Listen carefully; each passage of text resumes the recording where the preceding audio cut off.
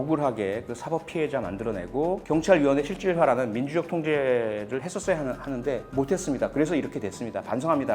라고부터 했었어야 해요. 민주당은. 언론을 신뢰할 수 있나요?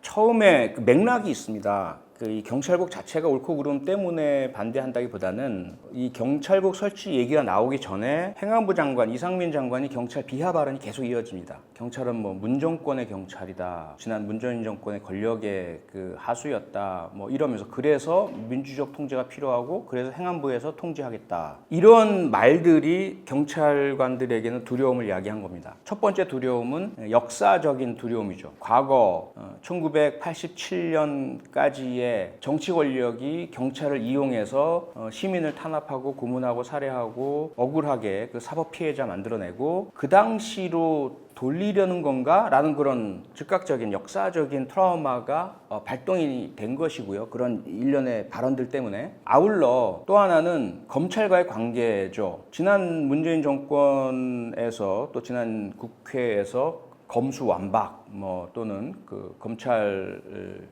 수사권 조정 이런 것들을 하면서 검찰 개혁을 필두로 내세웠었잖아요. 그런데 현 정권 들어와서 검사 출신의 검찰총장 출신의 윤석열 대통령이 당선이 됐고 계속해서 검찰 개혁은 잘못됐다라고 주장을 하고 되돌리려는 움직임을 보였고 그러면서 경찰에 대해서 더 강하게 개혁해야 해.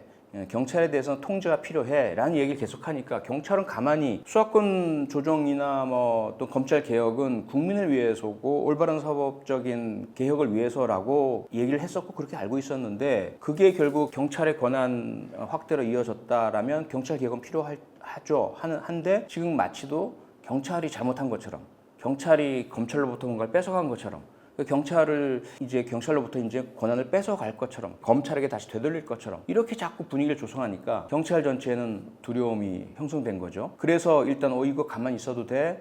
라는 상황에서 제일 먼저 나선 건 경찰 직장협의회입니다. 경찰관 직장협의회는 노조와는 다르지만 노조와 유사하게 경찰관들의 권익, 특히 하위직, 일선 경찰관들, 경감 이하의 일선 경찰관들의 이익을 보호해 줄 수 있도록 만들어낸 그 단체죠. 그곳에서 우리 경찰관들의 그 자존심 또 국민으로부터의 신뢰 그동안 어렵게 아직까지도 완전하진 못하고 높이 올라와 있지는 못하지만 과거보다 나아진 국민으로부터의 신뢰가 다시 다 깨지고 다시 돌아가고 국민 치탄받고 이런 거 아닌가라는 두려움의 행동에 나서게 되죠.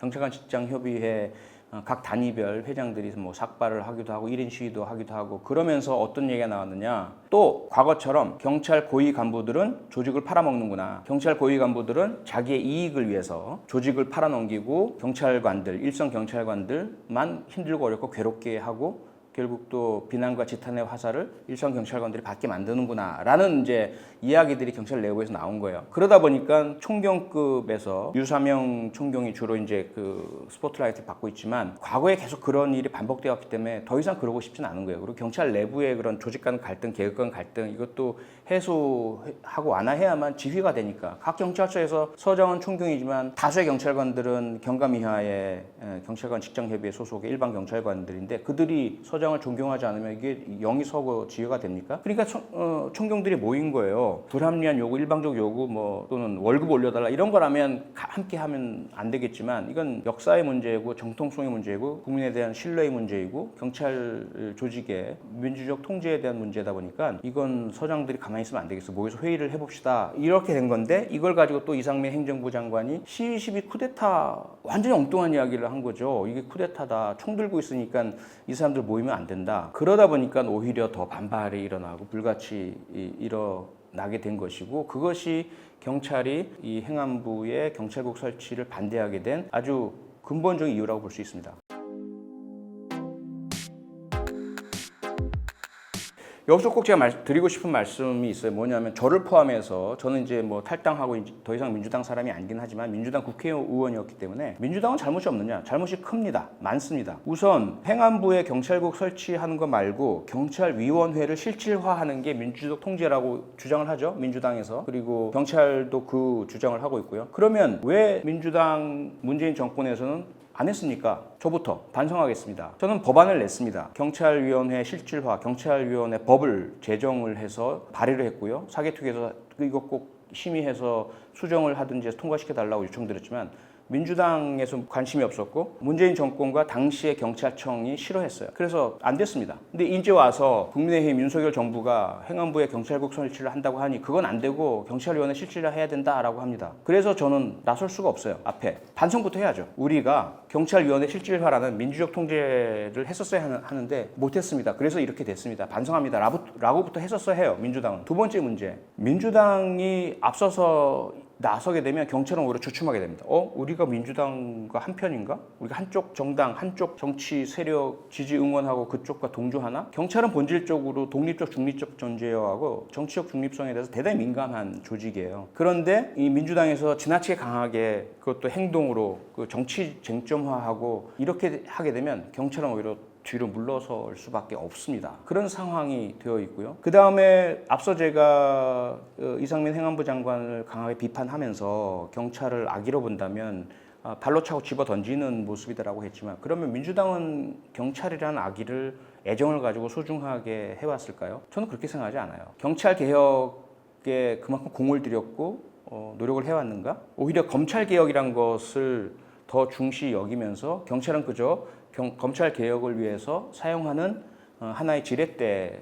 정도로 활용하지 않았을까? 그리고 검찰이 개혁에 반발하니까 경찰에 좀 더 힘을 실어주면서 경찰을 우군으로 끌어들여서 검찰 개혁을 완수해 나간 그런 측면은 없나? 반성할 필요가 있죠. 경찰, 검찰, 판사 이러한 정치적으로 독립되어서 일을 해야 할 사법 혹은 준사법 혹은 뭐 치안 권력을 가진 군도 마찬가지고요. 이 사람들이 직을 떠나자마자 그 대가로 보이는 듯한 공천을 받거나 혹은 뭐 민간의 그 대기업에 가거나 이런 것들은 해서는 안 된다. 그 자체가 자기가 속한 조직, 했던 일, 후배들에게 부정적인 의심과 또 불신만 심어줄 뿐이다. 그보다는 정파적인 이익이나 각자의 이익을 위한 그런 부분들 다 떠나서 정말로 경찰 제도를 국민의 시각에서 제대로 보려는 수사를 독자적으로 할 수 있는 경찰이라면 정보는 가져서는 안 됩니다. 검찰이라는 조직에 경찰 지휘권, 수사권 다 주면 안 돼요. 기본 원칙 아니겠어요? 그 원칙 하에서 정파적 이익 빼고 국민을 위해서 개혁을 해야죠. 그러한 본질적이고 사심 없고 국민을 위한 개혁이 아닌 모든 변화의 주장들, 노력들은 각자 자기를 위한 거죠. 그것이 결국 뭐 어쨌든 국민의힘은 국민의힘대로 자기를 위해서 하지만 국민을 위한다고 포장을 하고 민주당은 민주당대로 자기를 위해서 하지만 국민을 위한다고 포장을 하고 그게 서로 부딪히고 비판하면서 하나씩 발전되어 오는 것은 맞아요. 그게 정치겠죠. 근데 저는 거기에 어울리지 않다고 판단했기 때문에 정치를 떠난 것이고요. 현재의 경찰 고위 간부들도 다수도 자기에게 어떤 이익이 올지에 따라서 움직입니다. 경찰관들은 제가 경찰관일 때도 늘 경찰 조직을 모래알 조직이라고 불렀어요. 한번 으쌰으쌰 집단적인 분위기상 움직일 때가 있긴 있지만 결국 조금 지나면 다 각자의 이익, 승진, 보직 이런 것들로 인해서 또 흩어질 수밖에 없고 그걸 잘 아는 국민의힘, 윤석열 정부, 행안부 이상민 장관은 바로 경찰대와 비경찰대 갈라치기 그리고 경찰관들의 직제를 공안직화해서 보수체계를 향상시키는 거 이 떡들을 던져줬죠. 갈라치기 했고 조용해지잖아요. 무릎 꿇고 이제 우리가 충성하겠습니다. 뭐 그게 이제 기본적인 경찰 조직의 승리이고 그러면 문제는 결국은 그런 각자의 시각에서 보는 사람들은 그렇게 하시고 일반 국민의 시선에서 봐야죠. 이게 과연 경찰국 신설 혹은 어떤 방향으로 개혁하는 것이 국민을 위해서 낫고 대한민국을 좀 더 좋은 나라로 만들고 공정하고 정의로운 곳으로 만드는 사법체계를 공정하게 만드는가 이 차원에서 봐야 될 텐데 그 시선으로 보는 사람들의 숫자가 점점 줄어들어요. 학자들, 학계들, 학회들 다 자기의 이해관계 어느 정권에서 어떤 연구 용역 내가 얼마나 더 받고 혹시 내가 이 정권의 고위공직에 갈 수 있나 없나 이걸 먼저 보는 분들이 더 많아지기 시작을 하고 학회란 것도 그런 시끄럽고 서로 자유롭게 주장되는 그래서 분출되는 이런 부분들보다는 이해관계가 중심이 되는 친위학회, 한국 형사소송법학회인가요? 이 학회는 완전 검찰학회고요. 그 다음에 무슨 뭐 일부 경찰 관련 학회들은 그냥 경찰청 이해를 그대로 반영하는 학회가 되어 있고요. 그 다음에 뭐 다른 그 시민단체들도 이미 여러 시민단체 너는 좌파 시민단체, 너는 우파 시민단체. 우리 국민들의 일반적인, 중립적인, 독립적인 이익을 위해서 목소리 내주는 사람은 도대체 어디 있나요? 언론을 신뢰할 수 있나요? 개인적인 경험을 좀 말씀드리자면요. 저는 기본적으로 경찰국 설치 행안부에 이거 역사적 퇴행이라고 강하게 믿습니다. 개인적으로는. 왜 그러냐면 제가 경찰관 시절에 정치적 압력을 받았던 사건들이 있어요. 대표적인 두 가지 사건이 있는데요. 하나는 절도범을 검거를 했는데 이 절도범이 불법 체류 외국인이었고요. 그런데 지금도 그렇지만 출입국 관리법상에는 양벌 규정이라는 게 있습니다. 만약에 불법 체류 외국인을 고용할 경우는 그 업주도 처벌하게 되어 있고요. 그 업장에 대해서는 행정처분, 영업정지 등을 내려지게 되어 있어요. 근데 제가 검거했던 절도범을 고용했던 업장의 업주가 당시에 민주자유당이었을걸요? 민주정의당에서 민주자유당으로 바뀌던 시절이었을 텐데 노태우 정권, 친위 정당이죠. 그 정당의 무슨 청년위원장인가 그랬어요. 그 지역구에. 근데 제 상사들이 막 압력을 넣더라고요. 그거 사건 좀 어떻게 무마하고 뭐 이렇게 봐주고. 왜냐하면 이 절도범을 정치 입건을 해버리면 어쩔 수 없이 양벌 규정상 업주 처벌이 돼야 될 테니까 업주를 봐주기 위해서 절도범에 대한 사업체를 하지 말아야 된다는 거죠. 이거 말도 안 되죠. 그거는 범죄이고요. 직무유기죠. 경찰관에게는 그런 재량이 없습니다. 그래서 절대 안 됩니다라고 했더니 그럼 그렇지 원칙적으로 뭐 경찰관 상사들은 당연히 알기 때문에 몇 마디 얘기하다가 아유 저 자식 알아서 좀 해주지 이런 것들로 그냥 물러서시지만 그다음에 외부적으로 압력이 또 와요. 경찰 외부에 있는 고위직 강한 사람 이 도저히 안 되겠더라고요. 그래서 그냥 에이 모르겠다 연락 끊어버리고 바로 그냥 절도범 피의자 신문조서 작성하고 바로 이제 검찰에 송치하고 그다음에 신병은 출입국 관리사무소에 인계했어요. 출입국 관리사무소 가면 바로 이제 입건 등록이 되고 빼도 박도 못하게 되니까 말이죠. 두 번째는 관련 사건이었어요. 불법 체류 일본인이었죠. 일본인들이 막 신문도 돌리고 뭐 일본어 학원 강사도 하고 이런 상황인데 이들이 불법 체류라는 첩보를 입수한 거예요. 그래서 내사하고 했더니 그 체류 기간이며 자격이며 역시 확인이 되더라고요. 그래서 그들 집결지를 오랜 동안 이제 우리 형사들하고 같이 잠복도 하고 미행도 하고 해가지고 한꺼번에 2층짜리 아주 이렇게 커다란 주택에 공동생활을 하고 있더라고요. 그래서 다 모였을 때 급습해서 다 건거했어요. 역시 막 청탁 압력이 내려오는데 우리 상관들의 그러한 연락에 대해서는 쭉 말씀드리고 이건 저희가 이미 확보하고 입건했기 때문에 도저히 제가 뭐 없던 일을 할 수가 없어요. 이건 불법입니다. 불법에 대해 책임지실 겁니까? 아유 알았어. 뭐 이렇게 이제 끝나지만 바로 그 다음에 모 신문사의 무슨 부장에게서 전화가 온 거예요. 그래서 내가 언론사하고 신문사 부장인데 이렇게 이제 얘기를 하면서 뭔가 만약에 내가 이거 그대로 처리를 하면 커다란 불이익이 저에게 올 것처럼 그래서 뭐 마음대로 하십시오. 뭐 저는 개의치 않습니다. 승진 같은 거 뭐 하고 싶지도 않고 바로 그냥 더 이상 어떤 조치가 일어나기 전에 사법처리를 했어요. 이런 것들을 제가 개인적으로 저는 경험을 해보면서 우리 지금의 세상이 과거 같진 않지만 그때가 1990년대 초반이고 그랬으니까요.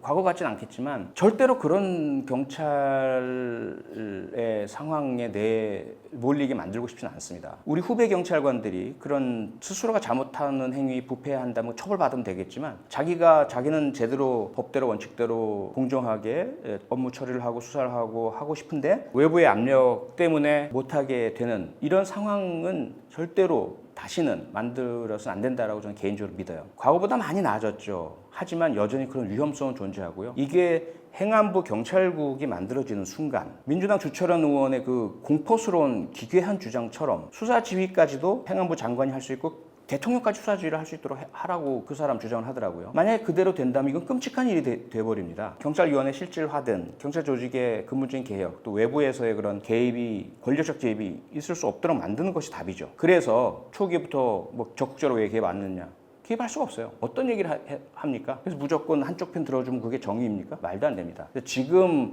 극단적인 상호간의 적대적인 공생관계에서 여야, 민주, 국민의힘 서로 주고받고 뭐 여기에 어느 한쪽 편 든다고 문제 해결된다고 생각하지 않아요. 특히 경찰 문제에 있어서만큼은 조금 더 지나서 좀 포연히 가라앉고 그들의 지금 얽혀설킨 수사 또는 비리 의혹 이런 것들 다 좀 있는 그대로 다 좀 드러나고 좀 퇴출될 사람 퇴출되고 좀 정치가 좀 정상화될 때까지는 경찰에 대한 개혁, 정치가 주도해서는 정상적으로 된다고 저는 생각하지 않습니다. 그래서 좀 국민들 전체 또는 다수가 좀 이 사안을 잘 아시고 함부로 못하도록 속이지 않도록 민주적 통제입니다 라고 주장하면서 행안부가 경찰국 설치한다든지 반대로 자기들은 하지도 않았으면서 경찰위원회 실질로 아까 답입니다. 그리고 현재 경찰위원회 위원들 구성은 전 정부에서 임명했으니까 현 정부에서 그대로 그들에게 힘을 실어주고 싶진 않죠. 이 문제 다 일단 다 해결해서 현재 위원들 다 사퇴하고 그 대신에 그러면 서로 중립적으로 위원들 구성하고 경찰위원회가 영국처럼 미국처럼 경찰에 대한 민주적 통제를 하도록 합시다. 이런 방향으로 모아진다면 저도 뭐 응원하고 지지하고 강하게 지지할 수가 있어요. 근데 지금 그렇지 않다는 거. 그래서 이 문제에 저는 한 걸음 뒤떨어져서 아주 모두 까기식 비판적 시각으로 볼 수밖에 없고 거기다 자기 반성, 저에 대한 반성까지 하면서 보고 있다는 말씀만 드리겠습니다.